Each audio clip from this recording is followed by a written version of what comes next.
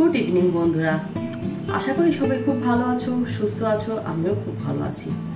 আজ আর সকাল থেকে কোনো রকম ব্লগ করিনি, মানে কোনো রকম ডেলি ভিডিও তোমাদের সামনে নিয়ে আসছি না। এখন সন্ধেবেলায় একটা খাওয়ার কিছু বানাবো, সেটাই তোমাদেরকে দেখাবো, মানে তোমাদের সঙ্গে শেয়ার করব। তাই চলে এলাম।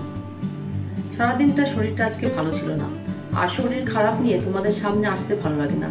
তোমরা চাও সবসময় একটা হাসি মুখ নিয়ে তোমাদের সামনে আসি, সারাদিনের কাজকর্ম মানে ডেলি ব্লগ তোমাদের সঙ্গে শেয়ার করি, কিন্তু আজকে আর সেটা পারলাম না, তাই তোমাদের সামনে আসতে পারলাম না। এখন সন্ধেবেলা একটু কিছু খাবো, সেই জন্যেই চলে এসেছি। মানে ডেলি ব্লগটা বাদ দিয়ে আজকে একটা রেসিপি নিয়ে চলে এসেছি। ইভিনিং একটা স্ন্যাক্স বলো, যাই বলো, একটা টিফিন নিয়ে চলে এসেছি, সেটা তোমাদের সঙ্গে শেয়ার করব। চলো তোমরা দেখতে থাকো। এবার রান্নাটা শুরু করা যাক। একটা বাটি নিয়ে নিলাম। এবার এর মধ্যে পেঁয়াজ কুচি, কাঁচা লঙ্কা কুচি, গাজর কুচি দিয়ে দেব। একটু টমেটো কুচি দিলেও ভালো হতো। এবার দিয়ে দেব পরিমাণ মতন লবণ আর একটু চাট মশলা, আর দিয়ে দেব ধনে পাতা, কিন্তু ধনে পাতা গুঁড়ো আছে সেটাই দিলাম। আর এবার দিয়ে দেবো একটা ডিম। তোমরা চাইলে দুটো ডিম দিয়েও করতে পারো। আমি যেহেতু পরিমাণটা অল্প করবো, তাই একটা ডিম দিয়েই করছি। ওটা তো রেখে দিলাম পাশে। এবার দেখো দুটো রুটিও আগের থেকে করে রেখেছিলাম। এমনি ময়দার আটার রুটিও করতে পারো, বা আমরা যে গমের আটার রুটি খাই সেটাও করতে পারো।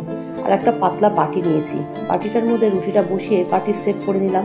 এবার ওর মধ্যে আগের থেকে ডিমের মিশ্রণটা হাফ দিয়ে দিলাম, দিয়ে আর একটা রুটি দিয়ে দেখো এইভাবে চেপে চেপে একটা বাটির শেপ করে নেব। ওদিকে তো ফ্রাইং প্যানটা উল্টে দিয়ে বাটিটা বসালাম। তোমরা দেখতেই পেলাম কীভাবে এইটা বসিয়ে দিলাম।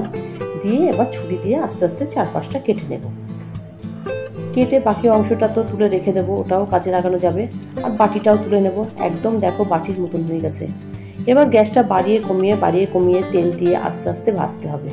এই ভাজাটা কিন্তু অনেকটা সময় ধরে করতে হবে, তাড়াহুড়ো করলে ভেতরটা কিন্তু কাঁচা থেকে যাবে।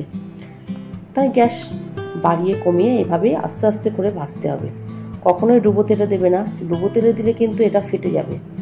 এবার আস্তে আস্তে ভাজতে ভাজতে দেখো আমি অনেকটা সময় নিয়ে ভেজেছি। তোমাদের সামনে তো কম সময় দেখালাম, একটু লাল লাল করেই ভাজলাম। টেবিলে নিয়ে চলে এলাম। আমি দুটো তৈরি করেছিলাম। নিয়ে এবার এটাকে তোমাদের সামনে কেটে দেখাচ্ছি কেমন হয়েছে। প্রচণ্ড গরম, কাটতে তো খুবই গরম লাগছিল। দেখো ভেতরটা কত সুন্দর দেখতে হয়েছে। সুন্দরভাবে এটা তৈরি হয়ে গেছে, খেতেও কিন্তু খুব ভালো হয়েছে।